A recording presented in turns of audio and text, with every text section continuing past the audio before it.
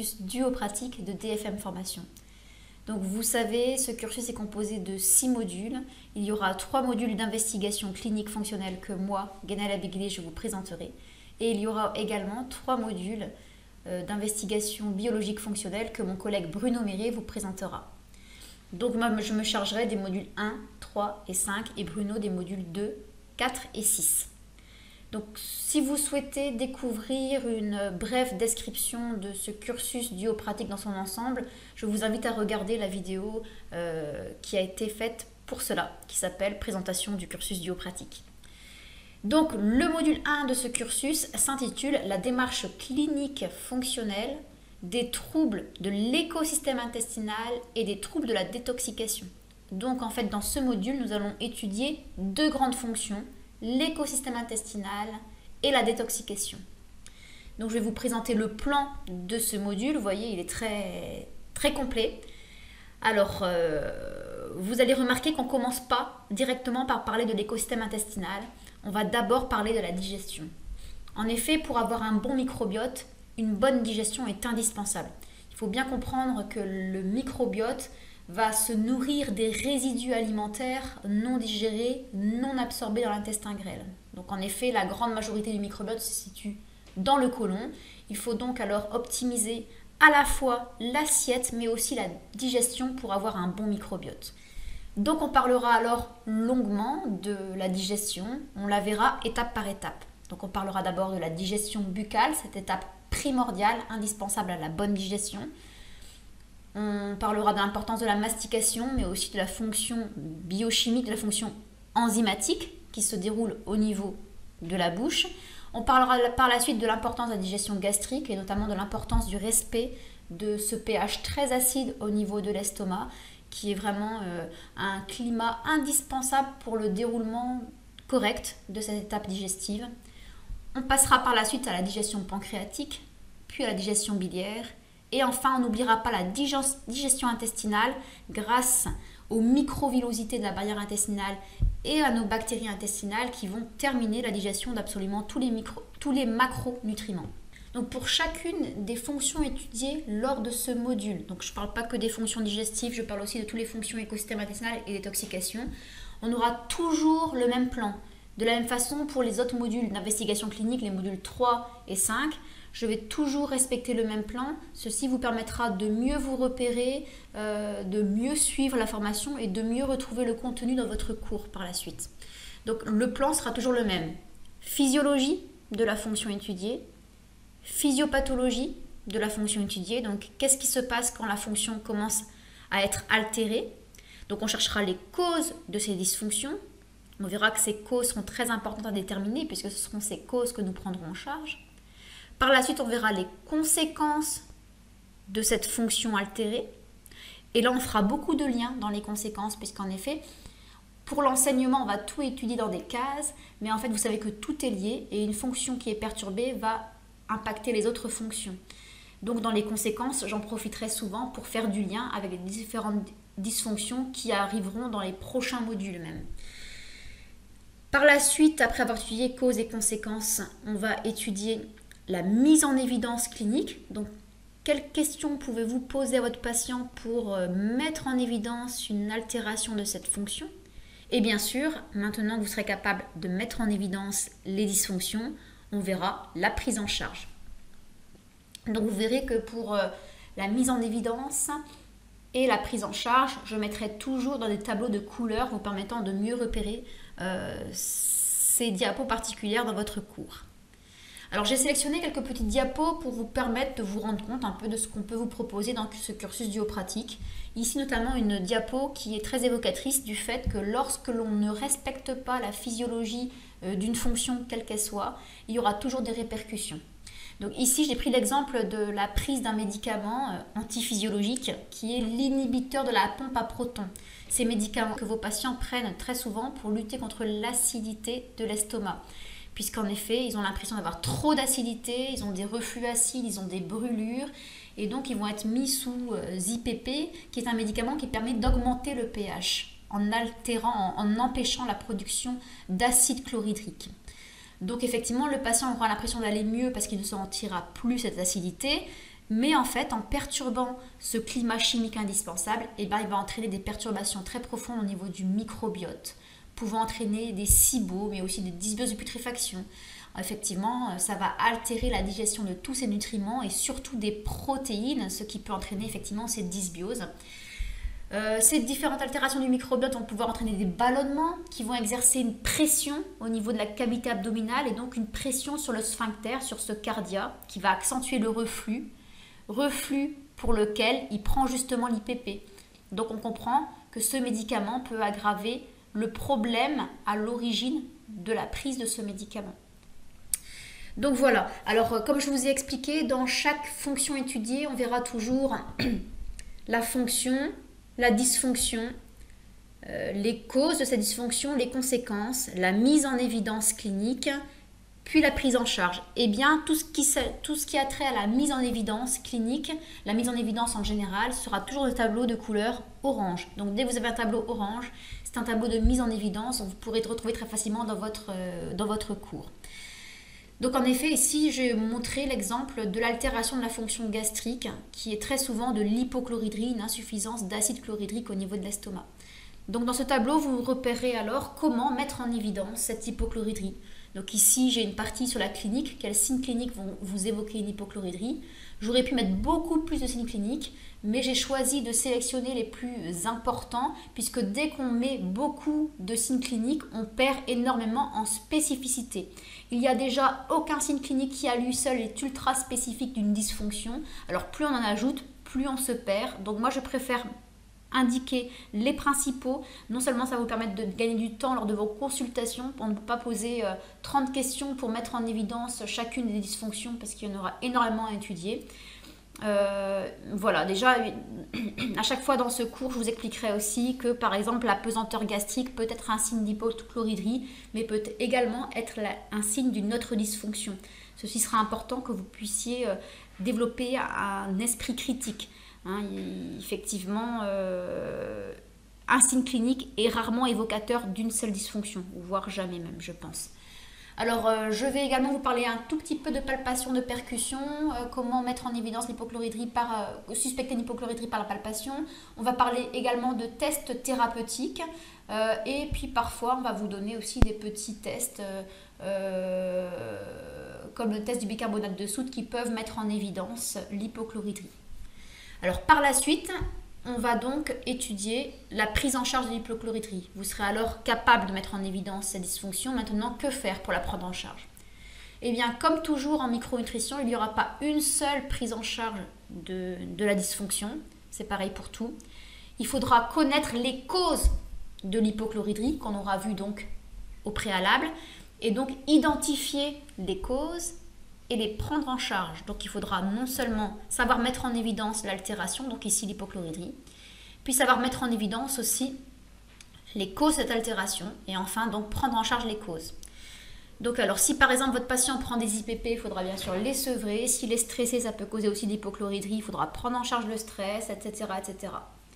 Donc il faudra toujours prendre en charge la cause, ce qui va donc permettre d'améliorer le symptôme, mais pas que, ça améliorera également plein de choses, mais rien ne vous empêche de substituer pendant ce temps de prise en charge.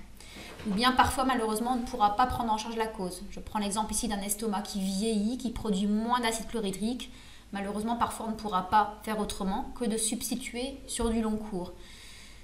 On va par la suite étudier l'écosystème intestinal. Et tout d'abord, la physiologie avant de faire la physiopathologie. Donc n'oublions pas que l'écosystème intestinal, c'est 3 acteurs associés, la barrière intestinale, le microbiote et le système immunitaire associé à l'intestin. Donc on verra chacun de ces acteurs. Donc comme par exemple ici une diapo sur le microbiote intestinal où on va parler longuement des facteurs qui vont déterminer la composition du microbiote de notre patient. Effectivement, celui-ci est influencé certes par l'alimentation et la digestion, mais aussi par le mode de naissance. On verra pourquoi, comment, par l'allaitement. Et donc on essaiera toujours de donner des aspects très pratiques, comment améliorer dans cette telle et telle situation. Donc on parlera également bien sûr de la barrière intestinale et du système immunitaire associé à l'intestin. Donc vous savez que l'intestin c'est le premier organe immunitaire. Il est effectivement peuplé de la grande majorité des cellules de l'immunité. Et donc un intestin en bonne santé permettra d'avoir une immunité optimisée, un bon équilibre entre la fonction de défense immunitaire et la fonction de tolérance immunitaire. Et donc à l'inverse, dès que la fonction intestinale, dès que l'écosystème intestinal est perturbé avec une dysbiose, avec une porosité intestinale, eh bien peut s'en suivre des troubles immunitaires comme de l'inflammation, de l'auto-immunité, de l'allergie par exemple. Alors, on parlera bien sûr des déséquilibres du microbiote, donc des dysbioses, de la candidose, du SIBO. Et donc, par exemple, dans la dysbiose, on va bien distinguer la différence entre la dysbiose de fermentation et la dysbiose de putréfaction. Donc ici, j'ai pris une diapo qui permet de faire du lien. Donc en effet, j'ai pris l'exemple d'une dysbiose de putréfaction. Cette altération du microbiote va bien sûr impacter la fonction digestive. Ça, je pense que tout le monde, personne ne sera surpris.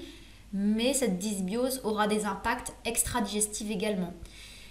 Et donc cette diapo va permettre d'indiquer qu'en effet, une dysbiose de putréfaction peut altérer à la fois la fonction digestive, mais aussi la fonction de détoxication, donc en surchargeant le foie par les toxines produites par ce microbiote. En plus, il y a souvent une altération de la barrière intestinale qui vont majorer l'absorption de ces toxines. Ça va également altérer la fonction immuno-inflammatoire, entraînant plutôt un terrain pro-inflammatoire.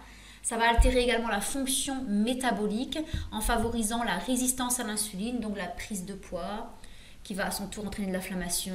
Et ça peut aussi impacter les fonctions neuropsychiques. En effet, une dysbiose de putréfaction peut diminuer le taux de sérotonine, certes en détournant les précurseurs comme c'est indiqué, mais surtout puisque cette dysbiose de putréfaction va entraîner de l'inflammation et que l'inflammation va altérer grandement la synthèse de sérotonine. On verra comment. Alors, des diapos toujours de mise en évidence, comment repérer une dysbiose de putréfaction à travers la clinique, comment la prendre en charge. Alors, vous verrez que là, je propose certaines choses, mais bien sûr, ce sera toujours bien détaillé, dans quel cas sélectionner quoi, puisqu'en effet, on ne va pas toujours forcément mettre les mêmes plantes, les mêmes conseils alimentaires, en fonction des patients, en fonction de leur assiette, de leurs habitudes, de leur terrain, de leur âge, etc., etc. Après, on passera donc à l'étude de la fonction de détoxication. Et donc là, on parlera bien sûr du foie, le grand maître de la détox, mais n'oublions pas que ce n'est pas le seul organe de détoxication. On parlera également de l'intestin, de la peau, du rein, des poumons.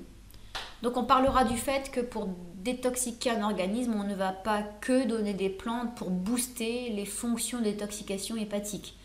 C'est bien plus vaste que ça. On va donner déjà des conseils pour limiter l'exposition aux toxiques environnementales, par l'assiette, par ce qu'on respire, par ce qu'on se met sur la peau, mais aussi aux toxines endogènes. Effectivement, on se pollue de l'intérieur, notamment par exemple quand on a une dysbiose. Donc on parlera également de limiter l'exposition aux toxiques, aux toxines, mais aussi de limiter leur absorption. Ça passera en grande partie par l'optimisation des barrières, y compris la barrière intestinale bien entendu.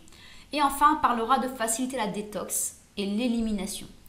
Donc concernant la détoxication hépatique, bien sûr on va la décrire, qu'est-ce que c'est, à quoi ça sert. Et on parlera du déroulement des différentes phases de la détox. Donc c'est un processus qui se déroule en 2 ou 3 phases, suivant si on considère ou non la phase d'élimination comme une phase 3. Donc au cours de la phase 1, c'est la phase qui est appelée la phase de préparation ou la phase de solubilisation.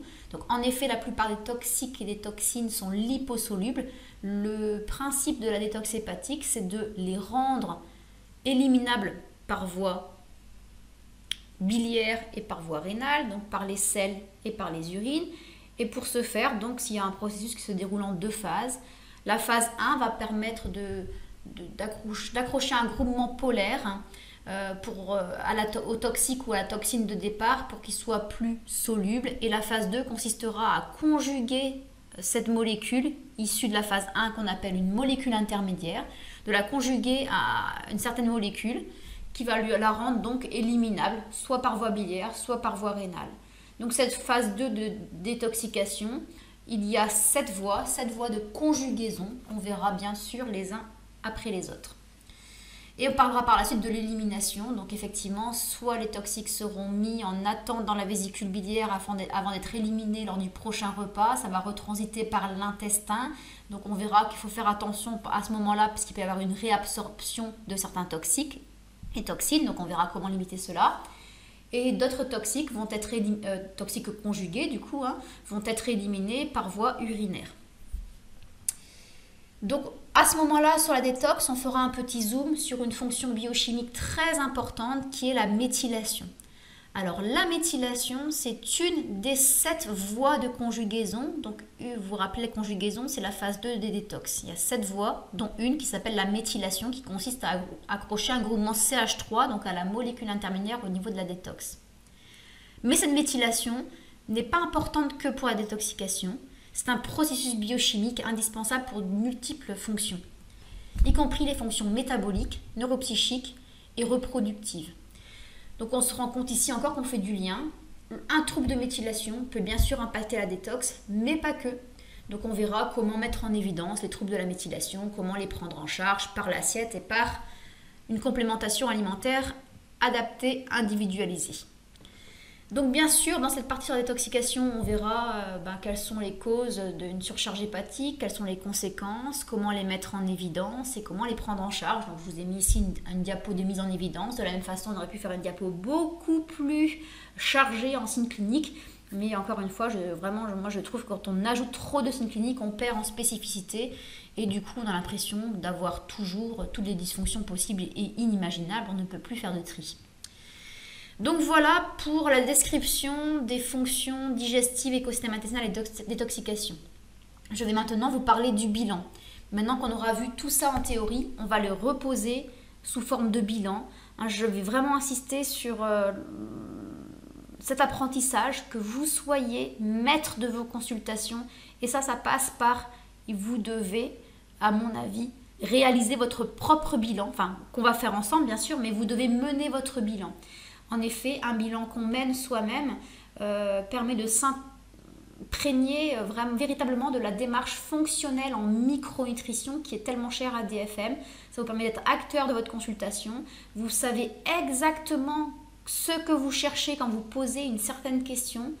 La réponse de votre patient va vraiment vous orienter probablement sur une dysfonction ou en tout cas sur une autre question vous permettant de valider ou d'invalider votre hypothèse.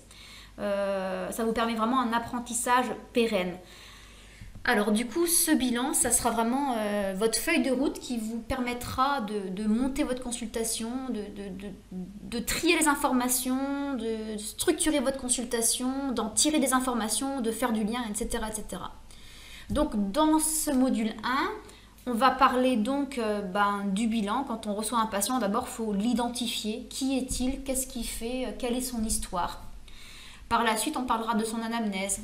Pourquoi vient-il? Quel est le motif de sa consultation? Quels sont ses objectifs? Comment ces problématiques ont-elles commencé? Est-ce qu'il y a d'autres troubles associés? Mais alors on ira de façon très succincte dans un premier temps. Il ne faut pas se laisser déborder lors de la consultation. Quels sont ses antécédents personnels, familiaux? Quels sont ses traitements? Son mode alimentaire, etc. etc. Ses activités physiques, bref. Et puis dans ce module, on va insister sur le bilan des fonctions digestives et écosystème intestinal, puis du bilan des fonctions de détoxication. Donc que vous puissiez poser les questions qui vous permettent de mettre en évidence des dysfonctions de ces grandes fonctions, donc digestive, écosystème intestinal et fonction détox. Donc par exemple, dans l'évaluation des fonctions digestives microbiote, donc dans le bilan digestif microbiote, on va évaluer les différentes étapes. Évaluation de la mastication, comment s'assurer que votre patient a une bonne mastication, comment mettre en évidence une perturbation de la mastication. De la même façon pour l'évaluation de la digestion gastrique, l'évaluation de la digestion biliaire et de la digestion intestinale et des fonctions microbiotales. Donc ici, je vous ai mis par exemple un tableau décisionnel vous permettant d'évaluer la digestion vésiculaire, donc la digestion biliaire.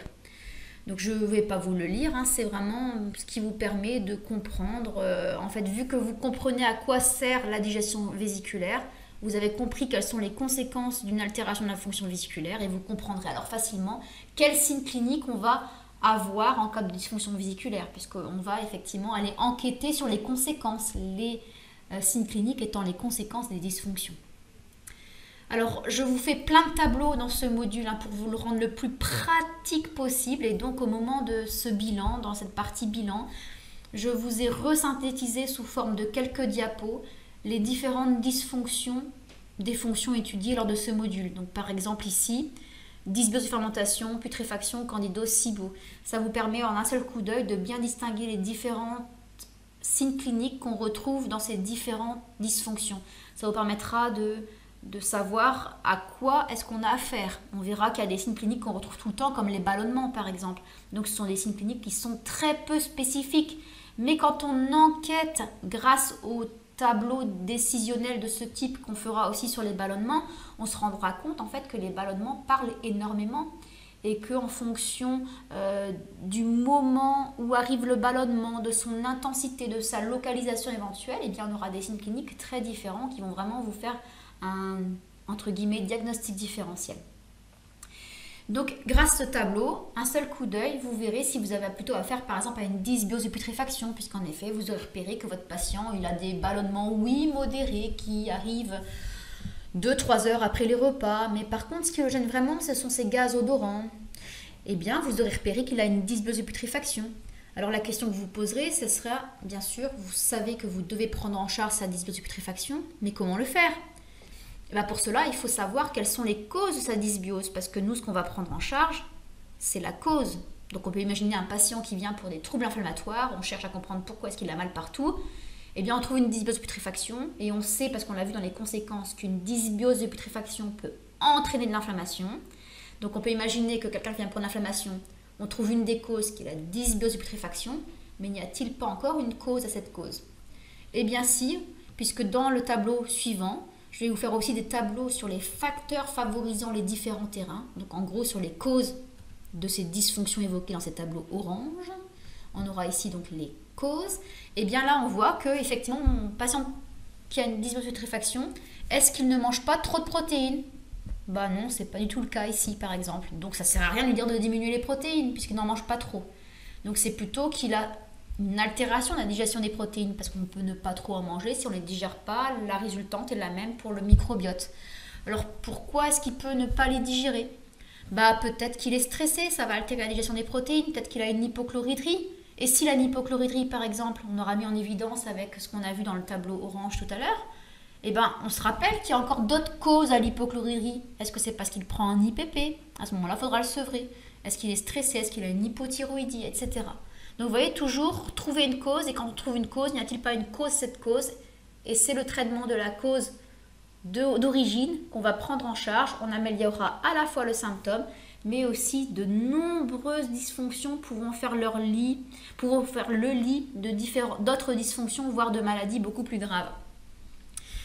On sait aussi que si on n'a pas suffisamment de bactéries de fermentation, parce qu'on ne mange pas assez de fibres, on va laisser une place disponible pour le développement de ces bactéries de putréfaction, par exemple. Bref, donc ça c'est pour vraiment vous démontrer la démarche fonctionnelle en micronutrition qui nous tient tant que ça à cœur, grâce à ces tableaux décisionnels, à votre capacité de comprendre ce qui se passe quand il y a une dysfonction, quelles sont les conséquences. Donc on aura tel signe clinique, tiens si j'ai tel signe clinique, j'ai alors telle dysfonction, n'y a-t-il pas une cause à cette dysfonction? Et si j'ai trouvé une cause, est-ce que c'est la cause de départ ou est-ce qu'il y a encore une autre cause, cette cause? Et une fois que j'ai trouvé ces causes, je sais naturellement quelle prise en charge proposer, parce qu'on aura bien sûr vu tout ça. Ça deviendra relativement simple finalement, même si ça paraît très complexe dit comme ça. Alors vous vous rendez bien compte qu'ici j'ai mis seulement un seul tableau pour 4 dysfonctions, mais dans ce module 1 à lui seul, on verra encore 8 dysfonctions je crois. Donc il y aura environ 12 dysfonctions étudiées dans ce module, si je ne me trompe pas, quelque chose comme ça. Donc vous pensez bien que là on n'est qu'au module 1. Après on a encore le module 3, on verra l'immuno-inflammatoire, et le module 5, on verra le neuropsychique et le métabolique. Donc on ne peut pas poser toutes ces questions, c'est pas possible en consultation, on a un temps limité, il faut structurer, donc il faut prioriser les questions. Elles n'ont pas toutes la même pertinence. Il va falloir sélectionner ces questions. Et puis d'ailleurs, quand on pose une question, parfois ça peut être un signe clinique évoquant différentes dysfonctions, donc il faudra savoir le repérer, le remettre dans différentes cases. Bref, je vous ai donc fait pour ce module 1 un résumé de votre interrogatoire. Donc moi, c'est ce que j'utilise en consultation quand j'évalue la fonction gastrique, la fonction biliaire, etc., etc. Donc c'est ce que je vous inviterai à proposer en consultation pour évaluer les fonctions étudiées dans le module 1. Bien sûr, au fur et à mesure des modules, on amplifiera ce bilan, cette feuille de route, cette investigation clinique avec les autres questionnaires, ce qui vous permettra de repérer toutes les dysfonctions des différents piliers étudiés, et toujours on essaiera de faire du lien entre ces dysfonctions. Donc voilà, par la suite, on va tout remettre ça dans des cas cliniques. Je vais vous présenter 3 cas cliniques dans ce module, donc au cours desquels je vous ferai appliquer la démarche fonctionnelle en micronutrition. Donc vous allez enquêter comme on le fait exactement, comme on vous l'aura appris dans ce module. Donc par exemple ici, un interrogatoire clinique qui nous amène à construire des liens de causalité, puisque là je ne vais pas vous détailler, mais par exemple avec ce genre de questionnaire, on arrive à comprendre qu'un patient peut souffrir d'une candidose, avec les signes cliniques qu'on avait évoqués dans ce tableau, que je ne vais pas vous lire, vous pouvez appuyer sur pause si vous voulez. Et cette candidose peut expliquer l'ensemble des signes cliniques dont se plaignait la patiente, si elle se plaignait d'envie de sucre, de mycose, de fatigue, etc., de stress, bref. Et après, on peut s'interroger sur est-ce que la candidose, qui semble être en cause des symptômes repérés, est-ce que c'est vraiment la cause de départ ou n'y aurait-il pas d'autres causes cette candidose? Bah oui, en fait, cette patiente avait peut-être une dysbiose depuis bien longtemps qui a permis à cette candidose de proliférer, puis elle mangeait du sucre, par exemple. Donc, ce qui permet de faire le terrain permettant le développement d'une candidose, et ne serait-elle pas aussi fuite d'œufs non sécréteurs, ce qui faciliterait la prolifération de la candidose et l'installation aussi de la dysbiose, etc., etc. Et ça expliquerait aussi les infections urinaires. Enfin bref, on fera du lien en permanence, vous permettant donc de vous approprier la démarche fonctionnelle en micronutrition. Et donc dans un cas comme celui-ci, par exemple, on va voir que la prise en charge sera certes une prise en charge classique de dysbiose, mais on ne pourra pas la faire uniquement avec un traitement antifongique si on n'arrête pas de consommer du sucre, si on ne prend pas en charge la dysbiose, ce qui peut éventuellement passer par un repérage de cette caractéristique génétique qu'on verra pendant ce cours aussi, que est le fluide de non sécrétaire, etc., etc. Donc on proposera un traitement fonctionnel qui passera bien sûr par l'assiette et aussi par une complémentation alimentaire adaptée, précise, individualisée. Donc voilà pour la description de ce module 1 du cursus Duo-Pratique qui va traiter de la démarche clinique fonctionnelle des troubles de l'écosystème intestinal et également de la digestion, vous l'aurez compris, et de la détoxication. Donc voilà, n'hésitez pas, si vous avez des interrogations, à nous envoyer des messages. On reste à votre disposition.